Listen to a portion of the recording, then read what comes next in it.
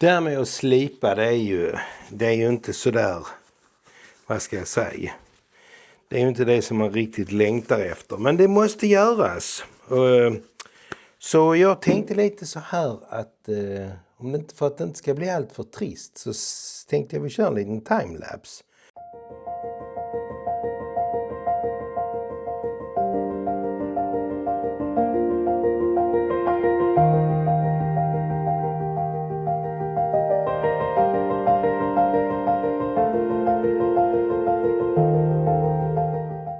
Så kan ni ju hänga med en liten stund i alla fall, och så får jag slipat av det sista så jag kan kanske till och med grunda den här imorgon. Så jag kommer vidare.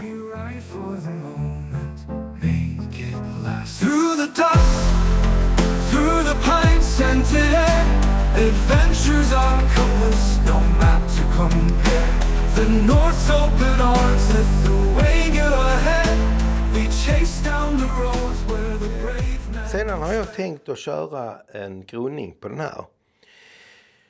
Och för rostskyddets skull. Och sen ska den sprutspacklas. Och sen har jag även då gjort vid insidan nu. Tagit bort alla limrester här runt om. Slipat den. Mattat ner den. Och försökt att få bort så mycket rost jag har kunnat på bästa sätt. Jag kommer, när jag har lackat den och den är helt färdig, så kommer jag spruta in linolja här. Och försöka få det att ligga och skydda lite. Så det i alla fall finns här i nederkanten. Så vi inte får mer rostangrepp. Sen vill man ju inte att det ska rinna ut när man öppnar huven. Så vi får väl se hur det går. Men det är i alla fall stadien för den här huven. Jag har fått en paket på posten igen. Jäklar vad det kommer paket. Bara sådär. Bara dyker upp. Jag förstår inte vem som har fått min adress och skickar mig en massa grejer. Det är ju så här, när man köper en gammal bil så vet man inte riktigt vad som är bra och vad som är dåligt. Och vissa saker kan man kanske förutsätta. Andra grejer är rätt så lätta att fixa. Det finns utbytesdelar. Andra grejer är ganska dyra. Vi kan väl börja med att titta här vad som har kommit här.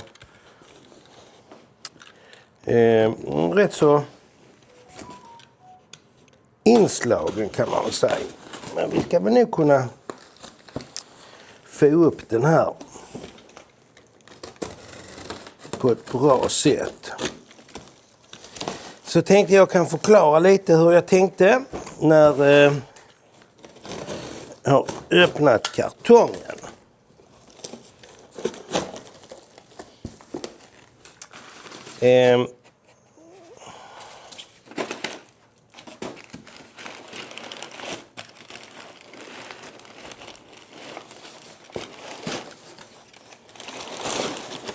Då är det så att det är detta jag har köpt. Jag har köpt en osedd begagnad kylare som jag inte vet ett skit om. Det är väl det jag har handlat. Och då kan man säga så här, hur fan kan du köpa en sån? Ja, då har jag varit och hämtat originalen. Den här...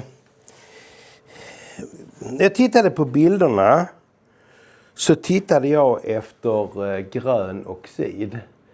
Och jag kunde inte se på fotot någon grön oxid.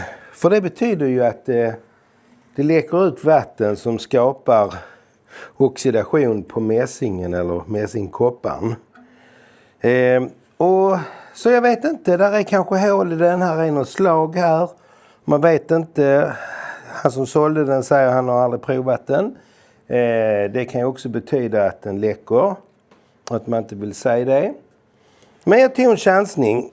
Och varför chansar jag då på den här? Jo, för att denna rackaren som satt där, den har ju då det här typiska. En liten sån trist läcka som ligger så där och pyr lite vatten. Småläcker lite grann, oxid, grönt. Och jag såg inte det för när jag plockade av det. Jag tror han var lite grejer för. Så nu ska bägge provtryckas. Jag ska låna frugans, hon har en sån här blodtrycksmätare med en liten blära. Så jag ska blockera lite anslutningar. Och sen ska jag trycka upp lite, ha den under vatten och trycka upp och se om det läcker. Och sen så kan man tänka sig som så här. En renoverad sån här rackare kostar över 4 000 spänn. Och har jag då betalat, jag fick den ju fantastiskt billigt tyckte jag. Den här.